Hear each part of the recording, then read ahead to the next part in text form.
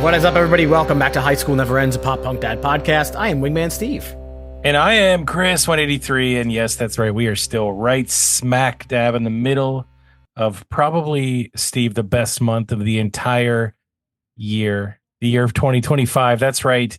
We are still right in the middle of Chris Picks February. This is the month that you've all been waiting for. I know it because I see all of the banter going back and forth about all of the picks that I've had so far.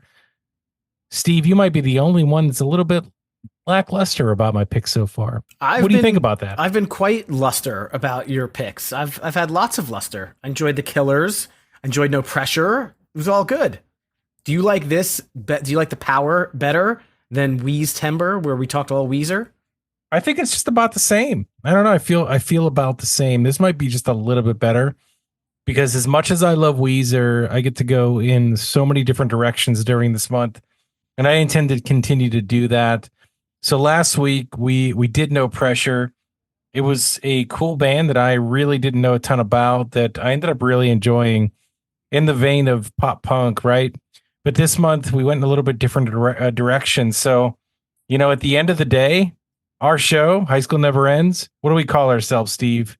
Pop Punk Dads? Yes, but I think today I'm going to be a post-hardcore dad. I don't know if you're maybe a Screamo dad. I'm not sure you're going to join me or not. But today, ladies and gentlemen, we're going to talk about an album that I've been waiting to talk about for so long. Census Fail is definitely one of my favorite bands of all time. They have some of the best songs and the best music and the best everything. They're just one of my favorites, right? And today we're going to talk about Still Searching. This is their follow-up album to the one that we talked about last time, Let It Unfold You. And look, I mean, that one was such a fun episode for me because I loved it so much. And this one I was excited to talk about because I hadn't listened to this one in a long time in its entirety. And man, was I taken right back to it. But we'll talk about that in a second here. So Steve, I think we have some patrons out there. We do. You could be a patron and get a shout out in our episodes. But for today, we're going to shout out Sam, Steve C, Punkish Dad, Tom, Nick, Ashley, and Jason. Thank you for subscribing. And anybody else who is interested, go to patreon.com/HSNApod. And Chris, are you still searching for your love of Census Fail, or has it returned since you haven't listened to this album in a long time? It returned instantly. Guys, this is just fantastic stuff. So it only took about 2 seconds and I'll tell you the story. So I had a work trip to Dallas and when I got there, it was like 80 degrees. And let's keep in mind that I live in the Northeast and it averages just about negative 50,000 degrees, actually probably like 4 today. It's cold all the time. It's been cold. I can't take it. I just can't take it anymore, Steve. I don't want to talk about the weather, but I can't take it. I don't want it. I just want the warm weather back again because it feels so good. And it felt good when I got there in Dallas, Texas, because it was 80 degrees. So I got in my rental car. I put the top down. Well, I opened the moonroof, no top down. And I turned on Still Searching and I had a blast. It was like 8 o'clock at night. It was the night air. It was warm. The moonroof was open. The windows were down. My shoulder, well, not my shoulder. My elbow was out the window. It was an amazing feeling to just start this album up in that atmosphere, that weather, and just be cruising down the highway to it. So it was instantaneous. Now let me turn it around on you though. Did you know about this album? I didn't really know about any specific albums by Census Fail. So obviously we did one episode, we did Let It Unfold You, and I think I liked it more than I expected to because, that post-hardcore screamo kind of stuff is not necessarily like my go-to, but I did enjoy it. And I think similar to this one. Now this one's a little bit different, I think, than that first album. This sophomore release, there are some hints of the Census Fail that I kind of know, but it wasn't exactly the same. And I never really got into Census Fail like back in the day. They were always one of the bands that they're in the circuit. I've seen them, probably in passing or opening for other people, but just one that I never really, I don't know, got into and deep dived. But I did enjoy this listen through. I thought it was a good album. Not to spoil anything. No, it's fine. We've already spoiled it. It's okay. We can go into this. Look, I don't think the listeners really have a problem with us really enjoying something that we listen to, right? Do you? Do you, listener? Would you rather us be kind of on the other side of things? I don't know. Maybe they would. Maybe they don't like it when we like things. Maybe. Guess I could turn it around and just say I hate things. I mean, listen, there are things that I pick out of everything, and there are things that you pick out of everything. But flipping it back to you, is this an album that when it came out in 2006, you like purchased, that you knew of? Like, how did you start? How did you get this one? No, I mean, realistically, in 2006, my brother was burning me all the CDs that I was buying. So I didn't buy anything that I bought. No, I take that back. Like, I basically would get CDs here and there. This is when things really just kind of slowed down in terms of the number of CDs I would buy. I didn't buy a lot of CDs in the late 2000s.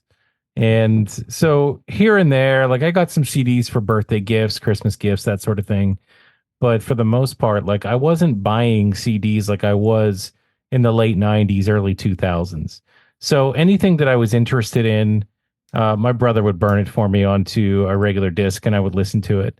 I think part of the reason why, Steve, is not that I didn't want to support the band. Obviously, I'm fully into that. And, in hindsight, like I'll buy the album twice so it helps support Census Fail back in 2006. I don't care. But the point of it is that I would have these in my car, and we all know about the visor. We all know about the CD book, and we know that albums that we really like get scratched to all hell because they come in and out of the visor. They come in and out of the book. We don't care. Some of them ended up on my floor in the car. It's just the way it goes.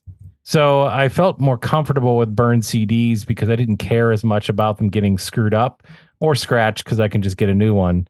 When I would actually buy one, and they weren't necessarily all that cheap, there was a little bit more money invested. And at the time, I wasn't necessarily rich or anything. So it was an investment to get a CD. I mean, what were they, like $20, $25? I don't know. I remember them being like 13. Okay. Maybe I was shopping at the wrong places. I'm not sure. So your brother, Keith Leather, he bought this one though and burned it for you right away? So potentially, I don't know where he got it, whether he bought it and burned it or other, but I will say that hopefully it wasn't a burned copy of a burned copy, because then you would have gotten very poor audio quality. Some of the more poor audio quality, and I didn't really necessarily care. But, his band at the time was of this genre of music. And so, he was really into the post-hardcore stuff. And I was too. So, Census Fail, even though they weren't top of my list late 2000s, they were on my list of bands that I definitely wanted to pay some attention to. So I'd listened to this and gotten into it, and I really like the sound. And you're right, this one's a little bit different than the first one. This one to me is maybe a little bit more on the commercial side, maybe a little bit more melodic than Let It Unfold You. And so I'm interested to see whether or not this is a little bit more up your alley, being more of the ilk that enjoys that melodic sort of product. What do you think, Steve? I think it's part of the ilk for sure. This is one of very few bands that we can say we have seen together. Was that your only time seeing Census Fail? Yes. And I was over the moon to see this band. Like I was so excited to see them live and I loved it, right? It was awesome to see them. I mean, so yeah, they didn't sound exactly like they do on the CD that I have, but they put on a great performance.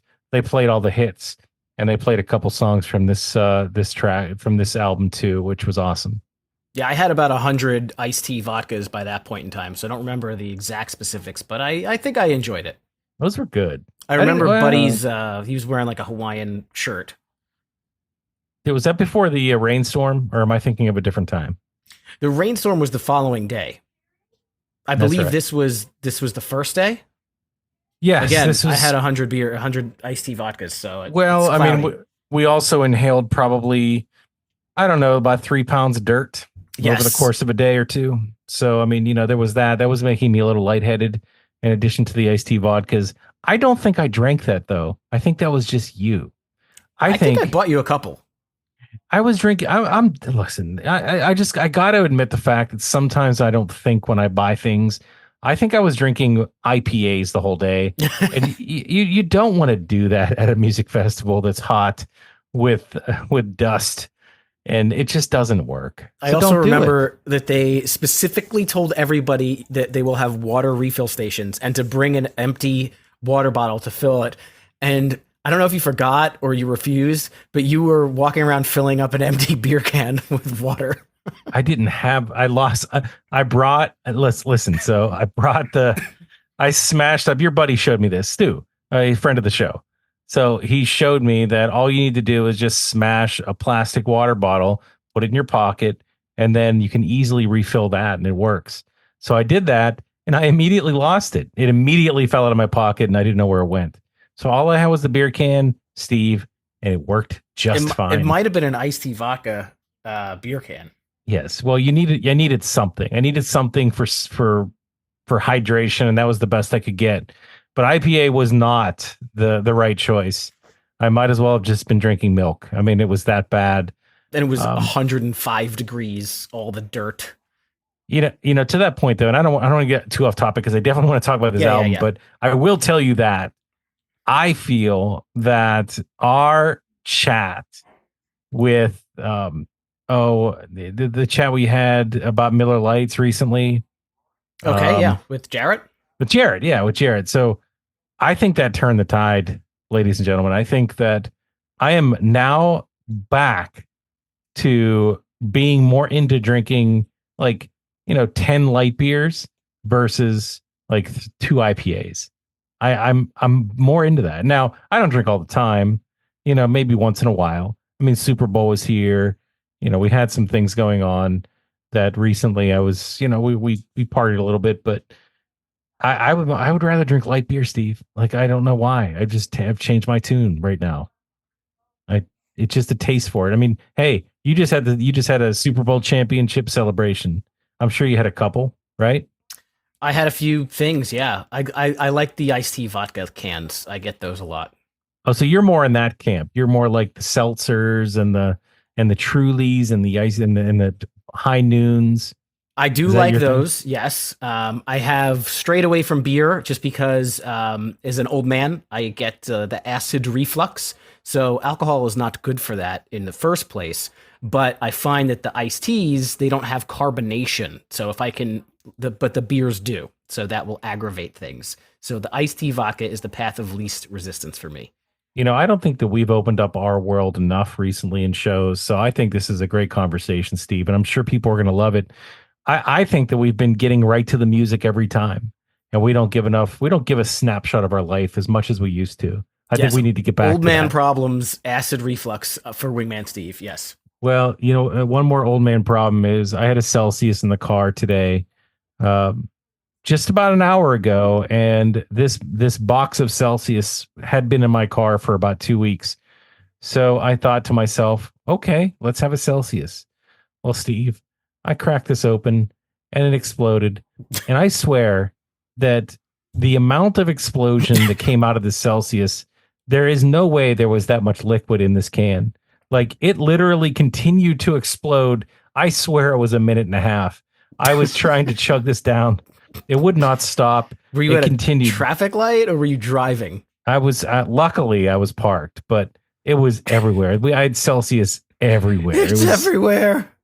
I've never seen this before. I don't know what happened, but never, ever open a Celsius can in your car after it probably had frozen over. Just an FYI for everybody out there that likes this kind of thing.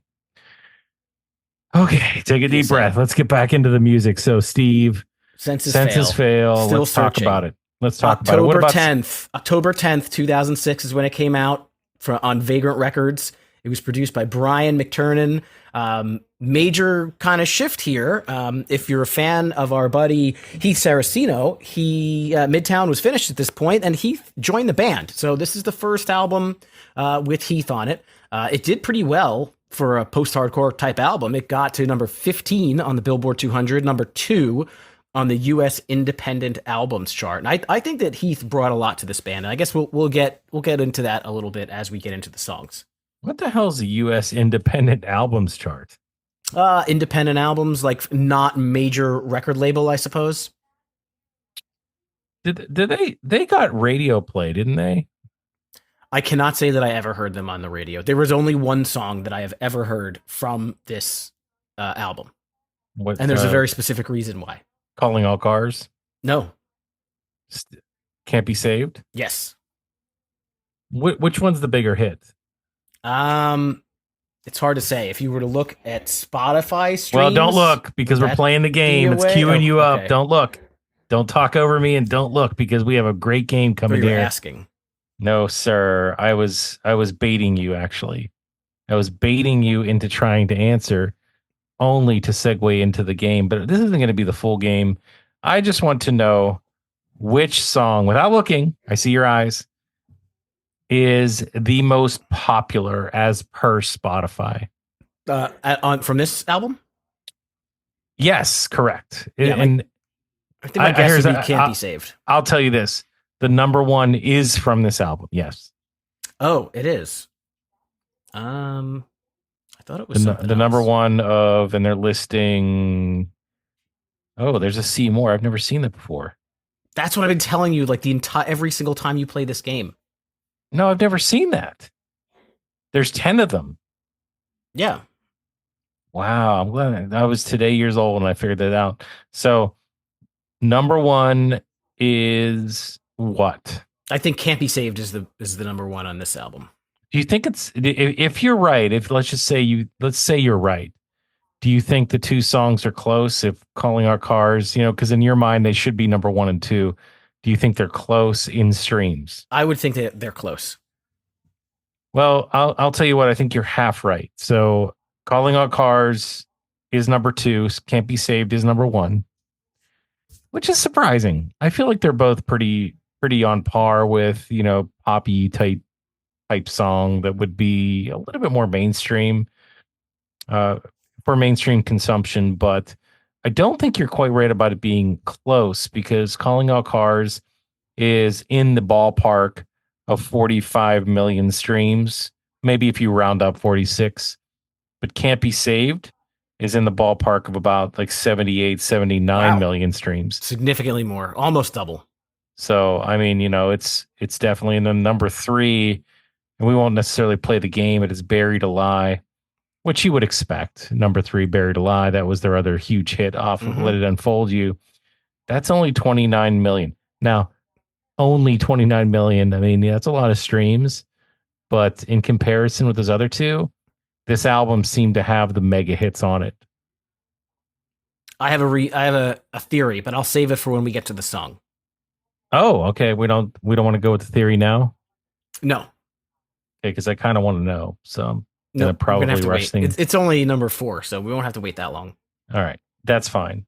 So any other history that we want to talk about on this album, or any other times that you've seen this band live? Like you said, that was your first time? I think it was. Yeah, I went back to my sheet. Like I could have sworn that I had caught them like opening for somebody else, but I cannot confirm that via my my spreadsheet. So that was the first and only time. And that's really cool that Heath Saraceno is a part of this. Man, I wish I was on that one episode of High School Never Ends that I missed. The one episode that I missed, actually one of two, but I did get to talk to him during Jeopardy, though. I did, but it wasn't as intensive of a conversation based on the music. But that's okay. He was a cool guy, definitely during that episode of for sure. All right, Steve. So we talked about how we got into the album. We talked about live experiences, which I suppose was one time. I look forward to seeing them again, by the way. But now let's jump into this, unless there's something else that you have for everybody out there before we do that. I'm ready. All right. So let's kind of kick things off with The Rapture, and obviously more of an intro for those of you that don't know. But I will tell you this, that this one, you talk about a melody or music that just initially connects with your brain or just sounds right with your brain in general. And that's what this is. Like the minute this kicks on, I connect with it. Like I connect with the sound that they're emitting. through this first track that sets the tone for the album. That is a cliche that we use on this show sometimes, but it definitely is true because here's the thing. I come off of Let It Unfold You with high expectations. I have high expectations for what I believe this album should be and what I want it to be. Why? Because there are so many good songs on Let It Unfold You. There are so many good melodies, so much just mixture of amazing guitars and great drumming and et cetera, et cetera. Like it's just so much great stuff. And when you have that and you go to the next album, you really don't know what to expect and you don't want to be let down. And I would say like immediately I wasn't let down. This is the sound that I wanted. And even though it was an intro, ladies and gentlemen, it's okay because it set the tone. And it really had some cool stuff to it too that I think kind of maybe brings it a little bit beyond just quote unquote intro. The three descending chords that match the melodic vocals. I love that. Dun, dun, dun. Like if you can listen to the song, you'll hear that. And I believe the lyric was, we something to all die alone. Man, when I write this out, I feel like we're all destined to die alone. It says destined. Yeah, we're destined to die alone. Like that's kind of what I was aiming at for those descending melodic vocals with the melody too. And then, they do a little bit more of that up and down the pentameter with, and you can pray that goes down, but I want saved. And of course, my singing is not where it used to be, but I want saved goes back up. So I like the way that kind of happens. Like that sounds awesome to me when they do that. So overall, I think to sum it up, like it has an amazing melody. It has some great creative stuff that they do, and just this simple intro. And it does set a tone. Steve, what did you think about the intro track here? Yeah, so first off, I mean, the entire album, I feel like, is somewhat thematic. It's very self-reflective, introspective. It's very dark. It's very troubled. Buddy seems to be writing lyrics about his struggles. He can't be saved, the rapture. So I appreciate that the album does have a vibe to it. It's not like my girlfriend just dumped me, I'm gonna sing and scream about it. This song, I definitely liked the kind of slow nature that it starts off with. Even though it's kind of a little bit slower in the beginning, it feels like it's like very big picture. Like it's, again, setting the tone for something bigger. Less on the screamy side, more on the melodic side. And to me, this right from the beginning, I think I definitely feel like the Heath kind of Midtown type influence. I know that this type of music, kind of caught on back in this time, and a lot of people replicated it. And I don't know if they wanted to do the same thing but a little bit different. I think they wanted to do something different, but then they had built an audience in Let It Unfold You, so they wanted to not turn that audience off as Chris drinks another Celsius after the one exploded. You didn't learn your lesson. This is the same one. It's wow. Somehow it still has some stuff left in it. I don't know how. So I like this intro track. I thought it was pretty cool. I liked it a lot. All right, keep it going. Bone Cruncher Steve, I hope you drink up. This is why we introed this album the way that we did with Bone all of that Crusher, talk. Right? That's what I said. You said Bone Cruncher. No, I said Crusher. You heard me wrong. All right, well, it's on tape, so someone will correct you. Drink up, Steve. Yeah, you're drunk. I'll drink up to my loan. I have some chamomile tea here. I'll drink that up. The song is very big right from the get-go. I love those repetitions, the, drink up, drink up, drink up, the loneliness, kind of that like call and response. The song itself has got that very like power chord driven structure, which is perfect in this type of genre. And then, the chorus to me is super pop punky, and that really drew me in a lot. I liked it.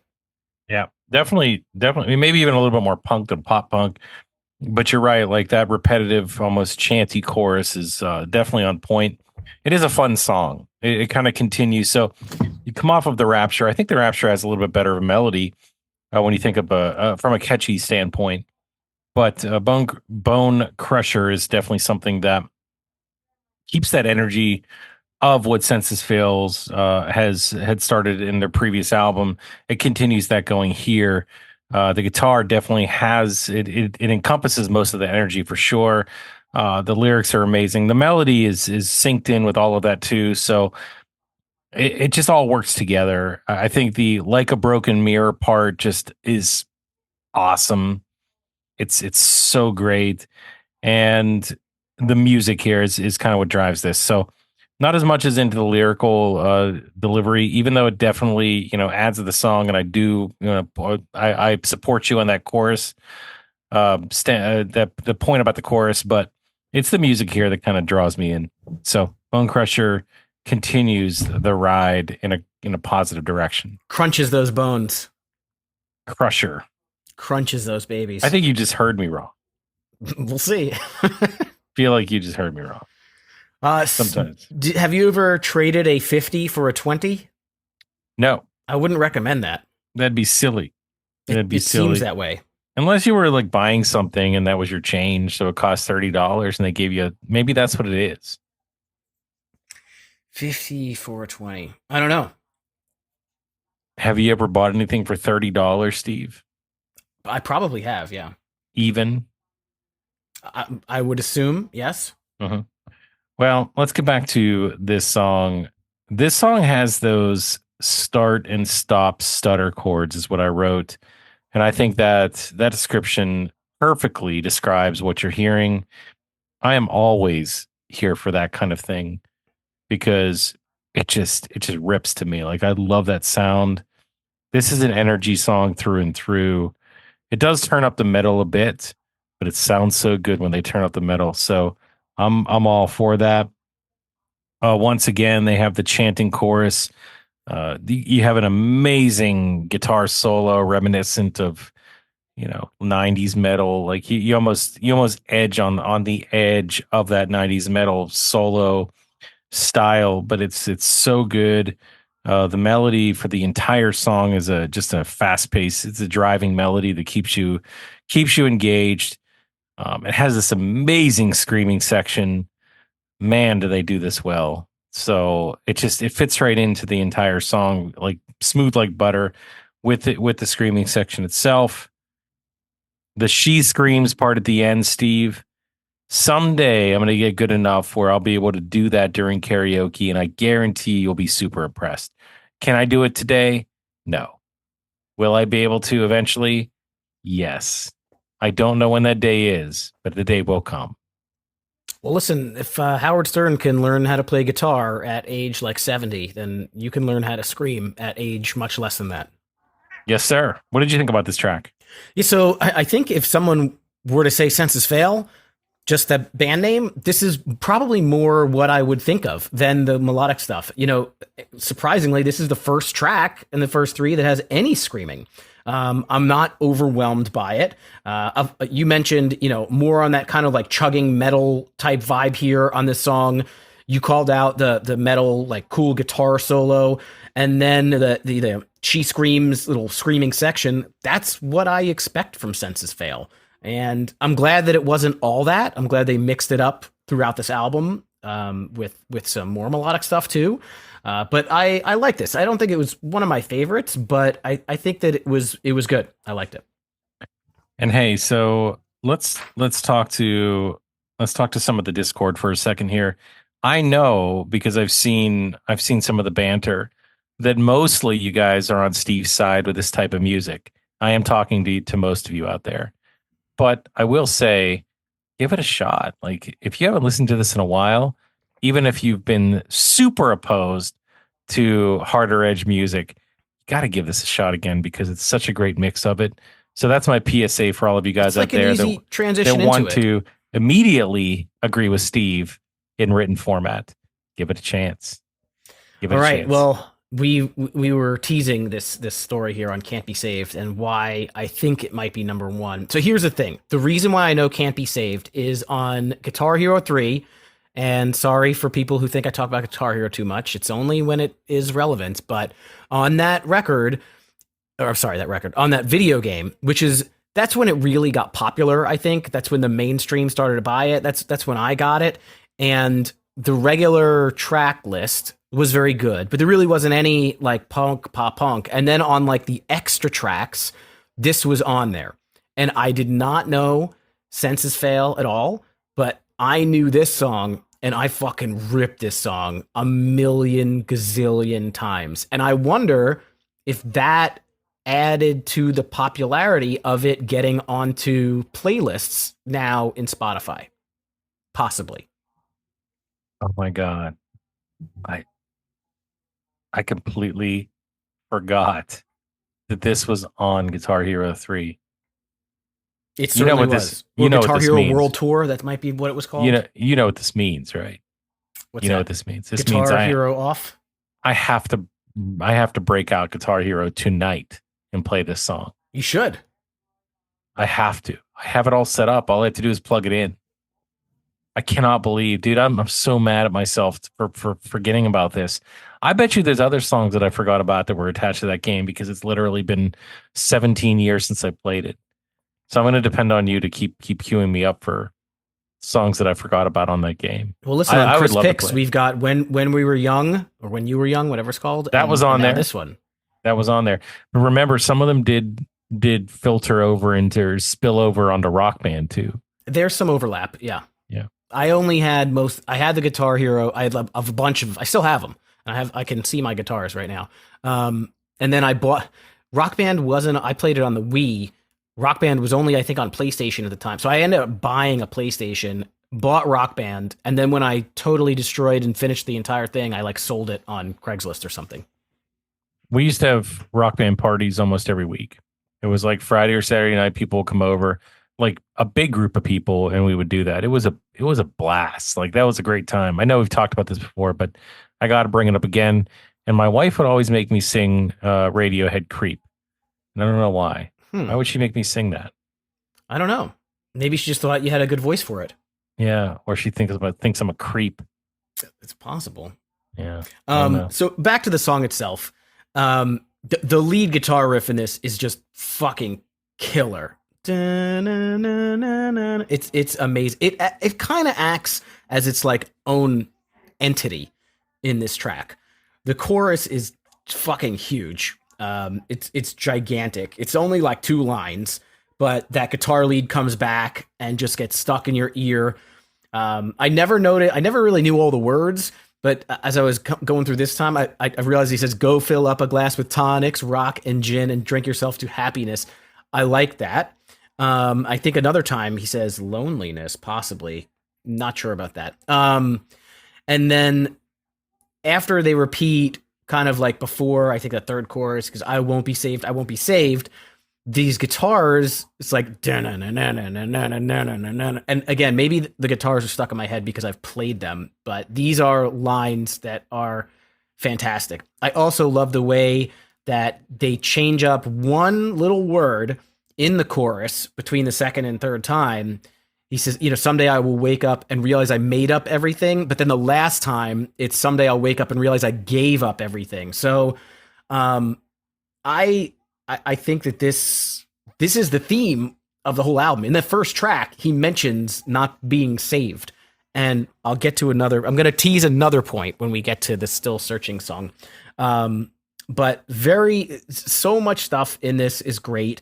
And the way the song ends is just kind of chaotic beauty. It's really good. So I'm a fan of this one. So we got, next time we're together, we got to rock out to the song, because this song to me is lights out. When you think about a song that you can put on a playlist and listen to and just immediately get motivated, pumped, whatever you want to call it, right? This is it. This is anthemic. This is iconic. This song, I called it a skip back song. Why? Because this is the song that makes you want to skip back to the beginning after it's over. That's how good this is. And they put together such a great just song structure with this one. I don't know the science behind it, ladies and gentlemen, but I don't care. All I care about is the fact that it sounds amazing. Steve, you hit on a lot of my points already, which is fine. I mean, I'm kind of glad we're on the same wavelength of this one, because if you would have came, negative on this one, I would have been super confused. You got that, you got that real, one thing I don't know if you mentioned or not, but you have that real high pitched guitar line that stalls during, and it stalls and reverbs over the verse. So basically you get that and then it goes and then it kind of reverbs and like fades during the verse part. I think that's so cool. Like that's so creative. I've heard it in other songs, but I love it. I think there's parts of the song that have this pulsing beat like a heartbeat. It sounds amazing. Buddy just crushes it on this song. Tons of emotion and energy in the way that he sings. You have to sing along. Like you have no choice. Steve, it has your gang vocals. You know, tons of people are stuck in a coma when they're listening to this song because they love to sing along with that. And that part where let's see. I'm looking it up here. I don't think I can find it, but it's something like I want to be saved. That's what it is. I want to be saved. I love that part. I think that's amazing. Like there's another gem from a song that just continues to sound better and better every time you hear it. I hate to gush over something because it might be boring for all of you guys to listen to that, but I can't help it. Like this is a great song. So listen to this one again for all of you out there that say, I don't like the harder core stuff. Turn this on because you won't be disappointed. I'm going to continue this PSA the whole time because I'm going to just burrow into the heads of people that would want to reject this album just because of what they think Senses Fail might be. And I want to burrow in so they give it a shot. Steve, I'm not going to give up. I'm not going to give up. I'm not usually preachy. But I really love this. And I think you should too. They put the two big songs back to back. Can't Be Saved and then Counting Blue Cars. It's not. That's different. I knew you were going to do that. I knew you would. Somebody had to make the joke, right? You had to. I'm laughing. I think it's funny. I will not turn this car around. Actually, we've had that conversation before with that being a different song, correct? We are Counting not turning Blue Cars is different. We're not turning cars around and counting blue cars. We're counting them and counting blue cars. We're not turning them around. Tell Me All Your Thoughts on God. That's an even different song. That's your Dishwalla, right? That's Dishwalla, yes. Yeah, that's your jam. It's a jam. Yeah, shout out to One Hit Thunder, right? Yes, I did talk to them about that one, yeah. Wingman Steve, way back in the day. That was like 7 years ago. I know. I think one of the guys from Dishwalla heard that episode and became friends with them after that. Why wouldn't he become friends with you? You picked the song. I don't know. I'll reach out. Let's find out. So how about this Calling All Cars song? Have you ever seen the video for this one, Steve? I watched it today. Yeah? Do you have any thoughts? I'm trying to think because I watched the Can't Be Saved one and I watched the Calling All Cars one. Is this the one where he gets like kidnapped kind of? Did you watch the Chasing Blue Cars album after that, by the way, or video too after that? No, not today. Isn't that the one where the dude's like laying down and there's all this stuff going on around him? I don't remember the video. I don't think. And it like zooms out. Why are we talking about this? No, this is the one where Buddy is kidnapped by several females, and they drive around with him in the trunk, blindfolded. Yeah, and correct? then the band is in that clear room that they have in. Did you watch the show You on Netflix? I don't think I did. The guy who kidnaps people. Yeah, he puts people in a room that looks just like that, or a box. Maybe that's where that concept came from, even though it's like 14 years before that. But that's okay. These guys are pioneers when it comes to creative ideas. This is another iconic song, though. I mean, we all got to admit the fact that they put two just amazing bangers together. Side by side. Yes, that's right. There's another banger. That's one less that I can say this year. I think I'm up to what, 3, 4? It's been a minute. It's been a few. Yeah. So this is an interesting one because if you listen to this right next to Buried Alive, there's some similarities in the beat, or it's oddly similar. And I'm not saying like the melody's not the same, and it's not the same song for sure, but there's some things that are similar, but I don't have a problem with that. I like that type of song. I think that, that just hoppy melody that keeps things going with the you call it the chugging. It's not the same chugging that you talk about, but just like the the guitar that has that rhythm, Iambic that pop punk rhythm. pentameter. Yeah, that's probably not what I'm talking about. But anyway, it has that pop punk rhythm to it. You know what I'm talking about with that. I think you can kind of get that in your head. The guitars are so good. Like in either song, it doesn't matter. Like I don't care about what sounds like what either. Like this has a melody that you still can't get away from. This is an easy one to listen to, an awesome one to sing along to, and another big hit. So, I'm all for calling all cars.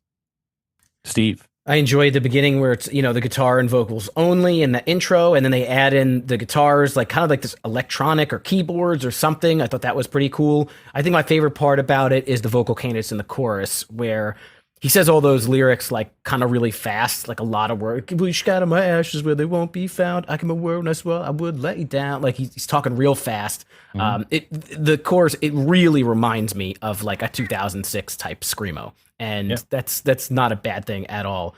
It did remind me a little bit actually of, there's a part where he goes, I don't have love left inside. He repeats that a couple times. It made me think of I won't be saved. Like they're doing that repetition thing. The only thing that I will give a comment is that the last verse in this song is ripe for like harmonies or cross lyrics, and it's a missed opportunity. I feel like they could have done that, Taking Back Sunday thing where they're going back and forth or saying two lines at the same time. I thought it would have fit in just perfect. But this song was really enjoyable. I liked it a lot. The only one thing I want to call out is, you said a couple times screamo, and if that's the way you hear it, fine. I respect that, but I don't see this as screamo at all. Like maybe a hint of it, but when I think of screamo, Steve, I think of more of, cut my wrist and black my eyes, like really emotional, Hawthorne Heights, like a little. That's just a little bit different to me than this. This is more high tempo, more metal. Like I think screamo is a little bit more subdued, and yes, it has components of it. But I feel like it's a different thing. You see where I'm coming from? I guess. So is this? This is the same as Finch, and Hawthorne Heights is different in your mind? Yeah, I think of, like, when I think of screamo, I think of Hawthorne Heights. I think of bands like that, like the more subdued, like super emotional tracks. Like I don't know, it just doesn't feel like this is what that is. This seems like it's more upbeat. It's more metal sounding. It's more screams to melodic sounds. I don't know. Like I just don't see it as the same thing. Like post-hardcore makes more sense to me than screamo. And I do think they're two different things. So in my mind, I think they're all kind of melded together. I wouldn't fault you for thinking differently or anybody for doing it, but like kind of your Finch, Census Fail. I think Hawthorne Heights is kind of right in there, same type of vibe. Silverstein, we talked about them recently. Mm-hmm. I don't know. I kind of put them together. A little bit different than like A Day to Remember, right? That's not screamo. I feel like that's like, I don't know, hardcore. What do you call that? Yeah, that's just super heady. It's just metal. It's some sort of strain of metal that's mixed with whatever. But yeah, I don't know. I mean, I like to kind of organize things maybe a little bit differently than you do, and I think that's okay, right? That's just the way our brains work. All right, let's keep this going. We got Shark Attack, and I'm a big fan of sharks, Chris. I don't know about you, but as a young one, I really enjoyed sharks. I had a big book of a whole bunch of different sharks, and yeah, I like sharks. Just wanted to throw that out there. Do you like sharks? I don't know. No, I mean they attack. No, why would I like that? They don't really attack. Yeah, they certainly do. Not much. They do. That's actually humans. all they do is attack. That's what they do mostly. They're prey, not people. I like to watch the documentaries about the sharks on the nature channels. Those are fun. Yeah, right. And in those documentaries, they bite. Not people, though. I'm not afraid of sharks. You should. If I was another fish, I'd probably be afraid. Yeah. What are you afraid of? I don't know. Silence in our episodes. Where's the silence? Just in general. That's what I'm afraid of. Sometimes if silence is placed just right, it can be more impactful. Okay. All right. Shark Attack the song. So tempo significantly picks up on this one. And I can't help but just call out the lyrics that, like, Again, it seems to be thematic. It comes up a few times. Good for him. He seems like he's in therapy, but he seems like he's just like not happy with it. Like he is mad at his therapist. Like he walked out and he thought that going to therapy was like a fucking waste of time, and wrote the song about it. The scream comes back in this one. Overall, I didn't love the scream in this. I thought the song was all right. It wasn't one of my favorites. So is he equating the therapist to a shark? I don't know, or maybe all the things the therapist made him think of created a shark attack in his brain, in his head. No, I mean maybe yes. So I can think that's what it is. Like the therapist made him dig up stuff that ripped him open, that ripped him apart, and so he equates them to a shark that would do something similar. Yeah, but usually you hear like usually when people are talking about mental health, it's in a positive state. He's just like slamming this motherfucker, and maybe it's tongue in cheek in some way, but it's an interesting concept. Yeah, look, I mean, maybe for some people, and again, no judgment on this show. Like, I'm just thinking out loud. Maybe for some people, uncovering certain things actually, isn't the best thing. I mean, maybe it makes them feel a certain way, and maybe that's where kind of Buddy was at with this. I don't know, right? He's writing the songs. So we'd have to ask him. But from a musical standpoint, I think there's a lot of cool stuff going on here outside of the message of the lyrics. A ton of gang vocals, not a ton, but several instances of it. I should say that better. To save yourself, and so basically, just save yourself because it's too late for me. If you notice, it might just be a layering, or it could be just a light gang vocal. But it's cool, kind of how that save yourself part is more of that gang vocal into just a regular line, and then rip me open is definitely gang vocal ish in certain points of the song. So I think it works. Like I don't love gang vocals all the time, but I think in this one, I think they do a good job with it. The screaming, the pre last chorus, it definitely adds to the song. I think it supercharges the emotion here. It gets you really into it. Like it just cranks the feelings up maximum level to me. And it gives it definitely gives it a little bit harder edge here. So this is not a light song. This is not just a pop punk melody song. This one's definitely a little bit more metal. So it's a Senses Fail track through and through. Not really a big focus on melody in this one either. Like it's not an earworm per se, but it's not necessarily about that. It's more about the tempo. It's more about that hard driving guitar that we talked about, and that inclusion of some of the gang vocals. So it is what it is, right? It's that sort of song. I think we both kind of summed it up right. But I liked it. I thought it was I thought it was a great follow up, and it's hard to follow up those two songs that are so iconic, so melodic, so just easy to like with another song. I think they do a good job with that and bring in a little bit different of a direction too. So that's where I'm at with this one. Okay, I think it's your turn. Do I get to say it? Yes, you do. Okay, well, ladies and gentlemen, this is the point in the show that we like to call the titular track. And this time I will not be challenged on that because the name of this track is Still Searching. This is a banger, Steve. This is a banger. I'm saying it again. I can't help it. Use no other word. That's the word to use. I love this. I love so many things that this song does. I love the in and out screams. I love the machine gun riffs into a more traditional melody throughout the track.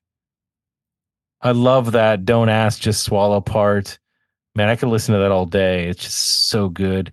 It reminds me of "Bite to Break the Skin." Like just aspects of that song, I think are just so good. Like it brings it back here for me.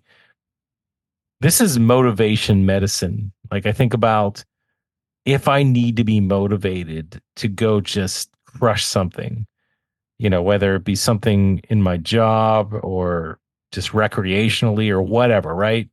This is a song that I put on to get me in the mindset I need to be in to just do my very best at whatever it is. So I love this track. This brings me back to the late 2000s. This is everything that was right about the year 2006 when this came out. This is why that year was awesome. Ladies and gentlemen, Still Searching is definitely just an amazing track. Listen to it. Steve. I did listen to it. I don't think I have the same enthusiasm for this track that you do, though. I like that it's got that hardcore metal guitar riff, but it's mixed with like the upbeat kind of pop punk melody, if you will. The lyrics very self-searching. Obviously, that is in the title, so that makes sense. I found it kind of hard. I couldn't really identify a chorus. I would just say that I like this one less than the other ones. And I will also say that I think that this album should have been called Can't Be Saved. I think it's got the same sentiment as Still Searching, but it would have been a better titular track. And for me, I would have liked it better as like that staple name of the whole thing. I'll tell but you I did what, not get into it as intensely as you did. And it's your taste in music, and that's why. And I'll tell you that I think that there's aspects of the song that definitely eclipse Calling All Cars and get very close to Can't Be Saved. Like it definitely is. It's a different song. It wants to do different things, but the creativity of the way that they structured it, those in and out, the pulsing, the in and out screams, the transitions, like there's so many good things, so many awesome things here. So, I don't know. I feel like it's super close. Super close. And I think that they keep that going in the next song, but it's not my turn. So, Steve, why don't you go and talk about the next one, To All the Crowded Rooms? To All the Crowded Rooms. I like when he says, "We will capture you with arms wide open." Actually, no, it's just in open arms. The tempo changes in this song will kind of keep you on your toes. I like the chorus. It kind of expands the second time through. The part where it's, to all the crowded rooms. I like the repetition, and they pick up the drums and kind of keep it going as they get into the screaming section. I can't picture how it's said, but he says, "This could be your home when you're all alone." That was my favorite part of the song. So I like this one better. I think it picked it up from Still Searching. This is another one that's going to really give me a hard, just a hard time in figuring out which three go in my rank in it, because it's just another amazing track. Kind of starts off with a really, really interesting way to deliver a line of lyrics in that 1, 2, 3 melody. So I'll give blood. I don't have the tone. I don't have the tune in my head, but listen to the song, like you'll see what I mean. It's like a 1, 2, 3. It's on that kind of that tempo. So, they I think the first line is I love you all. Again, like I think that's where it starts. But I love the way that that's delivered. There's some one note flutters in there that, and this song also with the beat has a pulse to it. I love that once again it chills out to almost a crawl, but they do that only to build it back up again. I know that's something that happens in a lot of songs, but man, do I love that. I love it so much. It's masterful here. And that last part, the "I'll give blood to your dry veins," where he just says it over and over again. It's just a wow. It's just a wow. It's so well done. I couldn't ask for a better track. So really, really love this one. Definitely like in that ilk of, I said ilk twice, but definitely in that vein. Doesn't say vein because in the song of all of the great tracks that we've caught out so far on this album. So keep it going, man. Keep it going. And I'll keep it going to the next one, Lost and Found. Make sure I didn't skip anything because I was kind of doing this on my notes and I have 3 pages. I had so much to write. Yep. No, that's right. So this is our emo break. This is the song that kind of gives us a little bit more of a different Senses Fail, a little bit more of a slower track.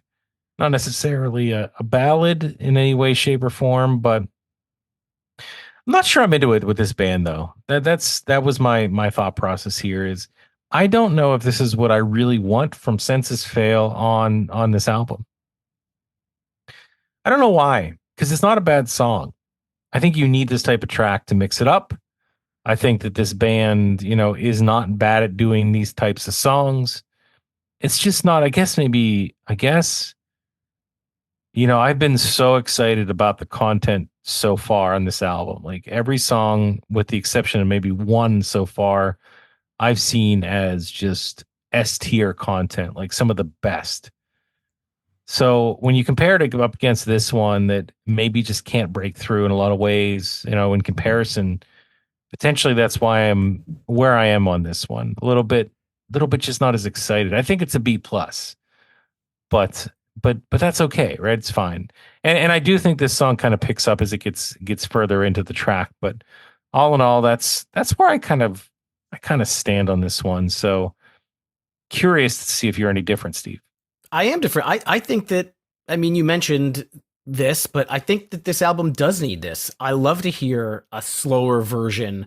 I really like seeing like slightly different looks from Senses Fail. There's the screamy, there's the melodic, the pop punk, whatever you want to call it, and then this kind of, it starts off soft, slow, brooding, this introduction, and then they mix in the guitars and the keys. I think it works really, really well. I like the pre-chorus chorus combo. You got some whoa whoa whoas in there, which they don't seem to do a whole lot. So I think this was a nice refresher and something different here in the middle latter part of the album. See, to me, like, and I don't want to get ahead of myself, but if you're going to do this type of song, I think that they did it better in the final track, and we'll talk about that when we get there. But yeah, so I get it. I get where you're coming from. Maybe I just didn't connect with the melody as much as you did. So every day you're struggling. Every day you're hustling. I don't know. I can't figure out something that works there. So every day is a struggle. Yeah, some pretty intense lyrics here in the opening verse. I was the chapstick in your purse to keep you smooth. I was the finger in your throat to keep you cute. My liver hates you for walking out on us. My kidneys drowning in a pool of a long lost love. Yeah, that's intense. Add on to that a very big chorus. I could see this as a really strong live song. I don't know if they do it live. Maybe we have a set list game later on. Maybe we don't. I don't know. There's a really, really cool guitar solo kind of towards the middle end. Overall, I feel like this is a really strong, on the pop punk side, not really screaming, really strong pop punk jam here at number 10. Yeah, I don't know. I feel like I might be a little bit different on this. I do agree that this is a mood setting song and definitely would be better live. I don't think that. So I think in the setting of a live concert where you're listening to song after song and you're kind of in the environment where songs sound better because they are live, because you're in that environment of people with the energy and et cetera, that this song would hit differently. But just sitting there listening to it, I don't think it's the same feeling. It's not necessarily, once again, it's not a super catchy song. I don't think it has the I don't has the melody that really connects with me as much as some of these other ones do. It's still a fist pumper, in terms of the energy. It's still, you got that high bar to meet though, Steve. I talked about it in the last track. Like I have set such a high bar for what Sense Fail should be in my brain that, when I get to a song that maybe doesn't sound in a way that hits that high bar, I'm just down on it. So a little bit down on this one. It does some cool things. The chorus is a little bit more chanty versus catchy. I'll put it that way. But I don't know. It's not the total package for me. It's just okay. The song is a struggle for you. I get it. Yep.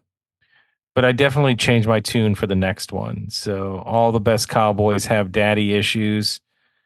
I think that, so first of all, you got to give this one you got to open your mind for this one because it does some different things. It starts off with this very interesting techno metal kind of sample, but what they do here is they do a lot of vocal layering with the lyrics. You have Buddy singing over gang vocals, it sounds like, and singing over potentially himself or other people doing harmonies. I think that it sounds really cool. Like it's an experimental verse makeup for sure, what they did with this one. but the experiment, it's a cool concept. And I think that it runs smooth, like it runs good, like it sounds good. And for those people that, are shocked with those that techno sound or that techno harder, whatever it is they throw into there, they're going to be put off by this song. They're going to say, like I can't stand this because of that. But I think that if you can just kind of open your mind to what they're trying to do here and listen to it as one piece, you'll see that it actually is a great song. It has an amazing chorus. Once again, it has a definite, like just supercharged finish to it. Tons of energy. Love the chorus. Like it has that layering effect to it. Some really cool stuff here. A little bit harder, but I am into this one. Steve, what did you think? Well, it's certainly my favorite song title, especially since I just watched the entire program of Yellowstone. So that could hit home for me. I didn't really like the intro thing. It seemed like this like scream whisper response thing, and I don't know. I just maybe I needed more time with it. I just didn't get it. I like the chorus. There's a call and response there that was really good, but then they go kind of back to that growl whisper thing. Then like later towards the end, there's this like kind of fast sung verse into a screamy section. I think overall thoughts, like I did like the chorus of this one, but not really the entirety of the song as a whole. Hmm. All right. Fair enough. I think John Dutton would agree. You're pure. You are 100% pure pop punk dad. I am a pop punk dad too, but I think that I'm mixed. I'm pop punk, post hardcore dad. We're gonna call it right now. Fair enough. I like a lot of that stuff, and I've liked a lot of this, but some of it, some of it lands for me. Excuse me, more than others. Negative Space, I think, is just if I'm recalling right, and I for some reason didn't write notes about this one, but it's just instrumental, correct? It is. Yep. Yeah. So, what did you think about this one, Steve? I mean, usually I don't have too much to say about an instrumental track. This one was done really cool. It's got some xylophone. It's got some sleigh bells. I liked it, and it definitely leads you into the final track. So I think for a shorter instrumental, it's fine with me. It's cool there. Yeah, and it is exactly what I was going to say. Is it just kind of leads you into the final track? So we'll leave it at that. Definitely wouldn't be one that I would skip because you don't even know that you're listening to it. That's the other thing too, is the transition is so smooth that you kind of forget that it's its own track. So that's fine, right? They probably just didn't want to make the last track, almost 6 minutes. But I really like this last track. Steve. They learned from Priest and the Matador. Yeah, right. The Priest and the Matador. What an interesting title. And I tried to find some reason behind that. And Senses Fail, for the most part, like you can find the connection between the song choice or the song title and the song and a lot of the tracks. Like we did that with Shark Attack and several others. Like it makes sense. This one, I don't know. I'm not sure why. And I watched the video. Did you watch the video for this one? No, I didn't know there was a video on this. Yeah, I didn't know either. And maybe it was a bootleg. I'm not sure, but it sure looked like a real video to me. And it's just that late 2000s motif. When you think of muted colors, when you think of the overlay of like browns and grays, and you know what I'm talking about, that look that late 2000 band videos had. This one had that. Everybody had the same haircut from that era. Like it was awesome to watch that. I love that era. I love seeing that. It brings me back. Nostalgia is real, ladies and gentlemen. It never goes away. But I think this is a great way to kind of end the album. I told you before that, Lost and Found, you need that type of song on this album because it can't be just all upbeat, supercharged, hard driving guitars all the time. But they knocked it out of the park on this song with the melody and the lyrics. It tells a story, it flows. I think this one, it just connects better with me, and it's more well done. I think it's just a better overall song. It's just well done. It's the melody here is memorable. And I listened to this one actually the most because I really wanted to get immersed in it. And you really do end up getting immersed in this song. So, last track, it can be polarizing. We've talked about that. And it's a lot of bands do go with the slower last track. They do. but I think for Senses Fail, they did a really good job with this one. So I was into this one. Steve, did you like the way they ended this album? Yes, I did. And I think the priest and the matador, they do mention a priest in the song several times. And I think he's the matador, right? He's the guy who's putting himself in danger. And at the end of the song, he talks about, the ambulance and, he's dying or he dies. So I think it's kind of that contrast of the person who's praying for him and him putting himself in harm's way. So, it is a pretty deep song. I think it has a very big ethereal vibe to it, even though it starts off soft. I think Buddy's voice sounds fantastic in that, I think, second or third verse. The chorus is very, very big. I think this may be the lone fuck. He's got a great... Dude, if you're going to put one fuck in your record and it's just placed in there, I scream, please get the fuck away, that's a great fuck. The music in this one is very good. The vocals are great. Lots of emotion. Very powerful. Very good way to end the album, if you ask me. Every Day is a Struggle looks like it has something in it, but I can't remember. Something in it for what? I don't know if he says fuck in that song or not. Yeah. Oh, possibly. I'd have to go back. I have to go back and look, but you're right. Like that stood out to me too. Like it just was a part of the song. It wasn't like it was thrown in there just to curse. Like it definitely fit the motif. So there's a bullshit in Every Day is a Struggle. Oh, got it. Okay. That's nothing. That's nothing. That's nothing. No, that's nothing. So we did it, Steve. We got to the end. This one's going to be challenging. I may change up ranking it just on the fly because I just feel like we have to. But before we do that, Steve, do you have a game for us to play? Oh, yeah, I have a very simple setlist game for you. Maybe it'll be easy. Let's do it. What songs did Senses Fail play from this album when we saw them together at Four Chord Music Festival on June 22nd, 2024? So you'd think I know this because I was there, and I find myself not remembering because maybe it was the extra 2 iced tea vodkas that you handed me, and that's what did it. I was just buying them. I was just buying them and giving them to everybody because the lines were long. You were. So that makes me forget a little bit, but I'm going to say he definitely played Can't Be Saved. Correct. I want to say that, did I hear Calling All Cars? Calling All Cars. Yes. Give me a hint. How many more were there? Just one. Well,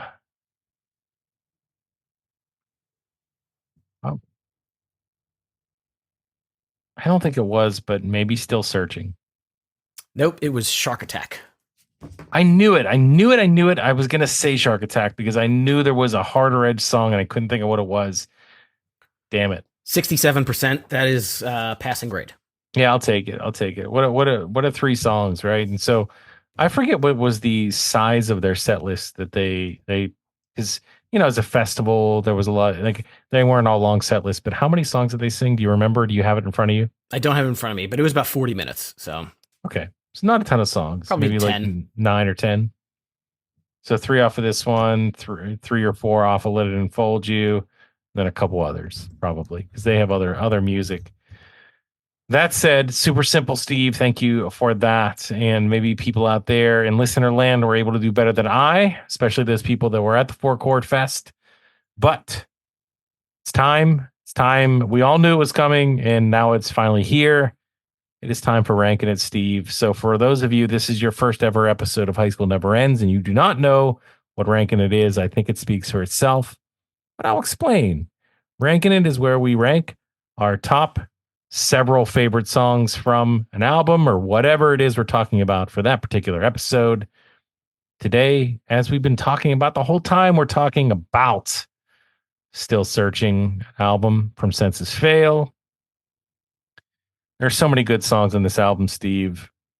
I'm going to do something unprecedented. I'm going to say top 4 songs. I know I'm hitting you in left field here. We used to do 5, by the way, so we cut it to 3 for a long time. But I'm going to bring back the 4. I want to do 4. 4. And here's the other caveat. Your 4th song is your honorable mention. So you get your top 3, and number 4 is an honorable mention. So in essence, we're not going back against what the precedent that we set with this particular segment, but we're getting that fourth one in. So everybody wins. Steve, what are your top four It's songs? Chris Picks February. We gotta roll with it. Yeah, actually, that makes it easier for me because I was a little bit questioning myself for leaving off the Priest and the Matador. So I'm going to put that at number 4. You're still leaving it off, though. You know that, right? Because even if it's 4, that's an honorable mention. That's honorable. You said top mention. 4. But I said the 4 is an honor. Go back and listen to the tape. Can't say both things. Yes, I can. I said your number 4 it's on there, though, was your honorable mention. Saying it. It's honorable mentioned, but it's not in the top 3. The Priest and the Matador both are honorable for sure. If you're an honorable mention, you make it, but you really don't make it. Well, now you're making it seem less good. Dude, I said those are the rules going into it. You must not be listening to you me. Can't denigrate the 4th song just because it's the 4th song. I'm just calling out the reality. I'm calling out the reality. I'm not denigrating it. I like that track a lot. You kidding me? Keep going. All right. I'm going to give one of the heavy hitting songs, Calling All Cars, is my number 3 song. A surprise to you, a song that you didn't dig that much. I really liked Lost and Found, and I thought it was a nice, slower song in the middle, so I put that as my number 2 song, and I don't think you can knock Can't Be Saved off the number 1 spot. It has staying power for me, so it stays there. Oh my God. This is going to be impossible. This is impossible. I don't know how I'm going to do this. All right. So I did prepare, by the way, but I've changed my mind so many times since that time. It's caused me to really kind of second guess my thought process here. I'm going to go simply put with my honorable mention, because I follow the rules, is going to be Steve. Oh my God, I can't believe I'm doing this, but Calling All Cars is my honorable mention. That's my honorable mention. That's number 4, honorable mentioned. But my top 3, I'm going to have to go Still Searching is number 3.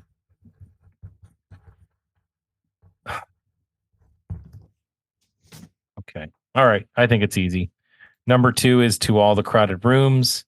And number 1 is Can't Be Saved. Can't Be Saved is the top of both of our lists.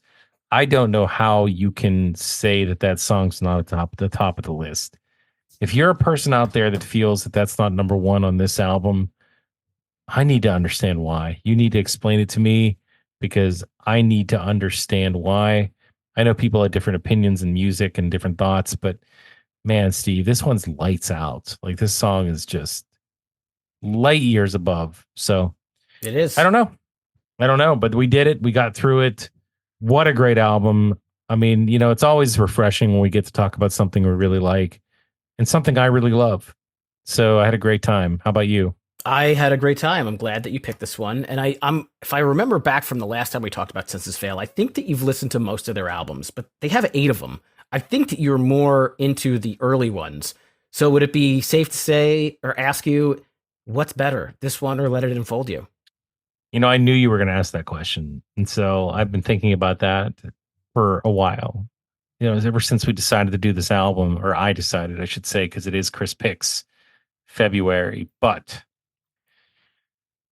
oh my God, this is so hard because there's so many good things on both. I'm still going to go with Let It Unfold You, Steve, because I just think maybe it has one more good song than this one does. And that's hard to believe, because I literally sat on this show right now and told you about 85% of the songs that I really liked versus maybe 2 that I was kind of lukewarm on.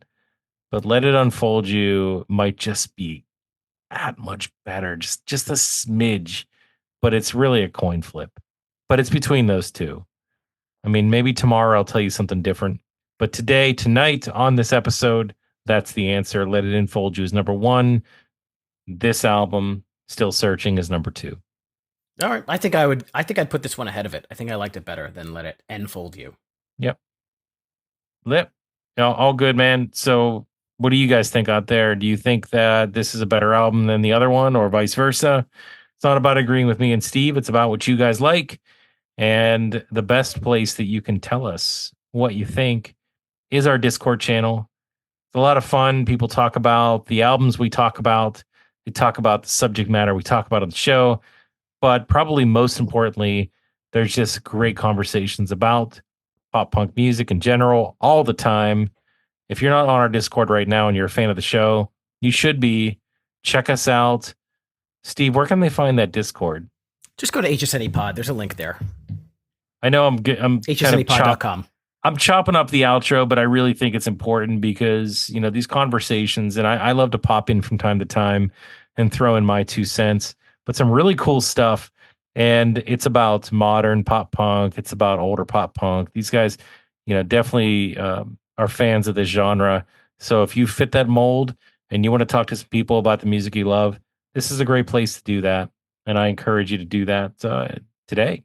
So that said, loving Chris Picks February. I think we got one more in the hopper here. Steve, my man, and I am not going to tell you today what it is, but I'll tell you what, I have a lot of people out there that are probably wondering, and I've set the bar pretty high with these albums. Whether you think so or not, I definitely do. So this last one hopefully will not disappoint, but you'll have to tune in and see. And with that, yes. Oh, go ahead, Steve. Yes. Make sure and give us a 5-star rating on Apple Podcasts or Spotify and a written review. Merch at hsnepod.com. Get yourself a t-shirt, a mug, a hat. Got lots of cool stuff on there. And if you want to support our show, go to patreon.com/hsnepod. A couple different tiers there with a lot of different bonus content. You could find out what the next month's topic is early if you subscribe to us there. I don't know what the next Chris Picks album is. So Chris, maybe you can tell me. I won't tell anybody. I promise. And we will wait with bated breath. We'll be back next week with that episode. Until then, keep on rocking your dad bods. Throw up your rock hands and blast the pop punk. Hey, thanks for listening to Dragon Wagon Radio. If you're enjoying this show, check out dragonwagonshop.com and get yourself some sweet merch while supporting your favorite indie podcast network. That's dragonwagonshop.com.